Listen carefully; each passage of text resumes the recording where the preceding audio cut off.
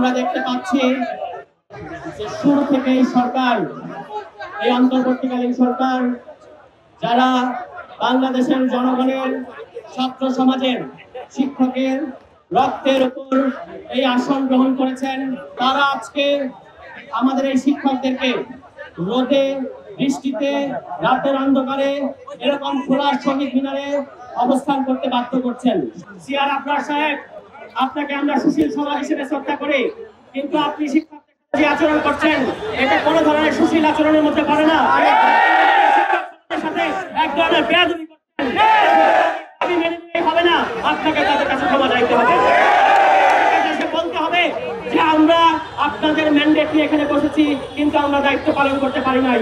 আর যদি কোনো অদৃশ্য চাপ থাকে, কোন রাজনৈতিক শক্তির চাপ থাকে, সেটাও আমাদের কাছে পরিষ্কার করে বলেন, খোলাসা করে বলেন। আকার ইঙ্গিতে আলামতের মাধ্যমে আমরা শুনেছি যে নির্বাচনের পরে আপনাদের এই ন্যায্য দাবিটা যেটা এখনই পূরণ করা যায়, সেটাকে নির্বাচনের পরে নিয়ে যাওয়ার জন্য নানা ধরনের চাপ দেওয়া হচ্ছে। খুব পরিষ্কার, যেটা আজকে পারা যাচ্ছে সেটা আমি কেন বলবো এখানে দাঁড়িয়ে, যে আমাদেরকে ভোট দেন, ভোটে নির্বাচিত হয়ে ক্ষমতায় আসবো, তারপর দাবি পূরণ করে দেব। এই ধরনের অশ্লীল রাজনীতি আমরা করতে চাই না। ভোটের হিসাব পরে হবে, রাজনীতির হিসাব পরে হবে, শিক্ষকদের দাবি এখনই মেনে নিতে হবে। ডক্টর মোহাম্মদ ইউনূস, আপনাকে বলতে চাই, আপনি এসে বলেছেন বাংলাদেশের জনগণ আপনাকে ক্ষমতায় বসিয়েছে, কোন রাজনৈতিক দল আপনাকে ক্ষমতায় বসায় নাই। রাজনৈতিক দল হিসেবে এসেছি এটা সত্য, কিন্তু এর চেয়েও বড় সত্য আমরা আপনাদের সন্তান, আমরা এই শিক্ষকদের সন্তান। আপনারা আমাদেরকে যা শিখিয়েছেন সেই শিক্ষা, সেই মূল্যবোধ, সেই নৈতিকতা নিয়ে আমরা এখন আছি। রাজনীতির ছলাকলা আমরা এখনো শিখি নাই, এবং শিখি নাই বলেই আমরা মনে করি শিক্ষকদের দাবি এখনই মেনে নিতে হবে, এখনই মেনে নিতে হবে, এখনই মেনে নিতে হবে। আগ পর্যন্ত জাতীয় নাগরিক পার্টি শিক্ষকদের সাথে ছিল, শিক্ষকদের সাথে আছে, শিক্ষকদের সাথে থাকবে।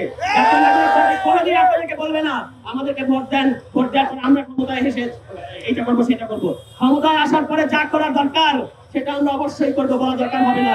কিন্তু এখন শিক্ষকরা যে দাবি নিয়ে ঢাকা শহরে এসেছেন, তারা যেন খালি হাতে না যায়, তাদেরকে যেন কোনো ধরনের অপমানের মুখে না পড়তে হয়। আপনাদের কত বড় দুঃসাহস, বাংলাদেশ পুলিশ সহ বাংলাদেশ রাষ্ট্র তাদেরকে আপনারা লাঠিচার্জ করেন।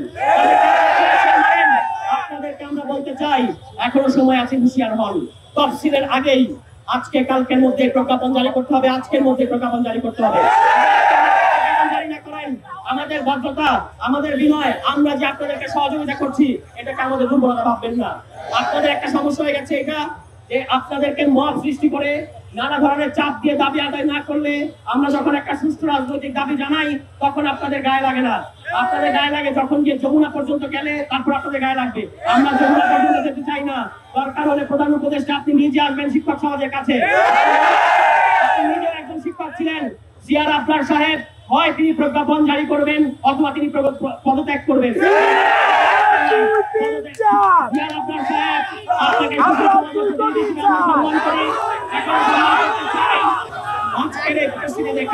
আমি যদি সিআর আফরার হইতাম, আমি এখনই পদত্যাগ করতাম। আপনার লজ্জা থাকা উচিত। শিক্ষক সমাজকে অপমানিত করে আপনি এখনো চেয়ারে বসে আছেন, এখনো নেগোসিয়েশন করছেন। কোনো নেগোসিয়েশন হবে না, কোনো ধরনের কোনো হুমকি, কোনো ধরনের কোনো ব্ল্যাকমেল এবং কোনো ধরনের কোনো নাক দেখানো, চোখ রাঙানি চলবে না। এখনই দাবি মেনে নেন। দাবি মেনে নেওয়ার পর আমাদের শিক্ষকরা ক্লাসে ফিরে যাবে, এবং আমাদের শিক্ষার্থীরা, আমাদের ছোট ভাই বোনেরা, তারা কিন্তু পড়াশোনা থেকে বঞ্চিত হচ্ছেন। সর্বশেষ একটা কথা আপনাদেরকে বলতে চাই, আপনাদের সাথে যেমন টালবাহানা চলছে, আপনারা দেখতে পাচ্ছেন আমাদের সাথেও টালবাহানা চলছে। আমাদেরকে একটা সত্তা প্রতীক যেটা আমরা চেয়েছি দেওয়ার ক্ষেত্রে নির্বাচন কমিশন আমাদের সাথে নানা ধরনের টালবাহানা এবং জটচুরি করছে। কথা খুব পরিষ্কার, শিক্ষকদের দাবি মেনে নিতে হবে, জাতীয় নাগরিক পার্টিকে প্রতীক দিতে হবে।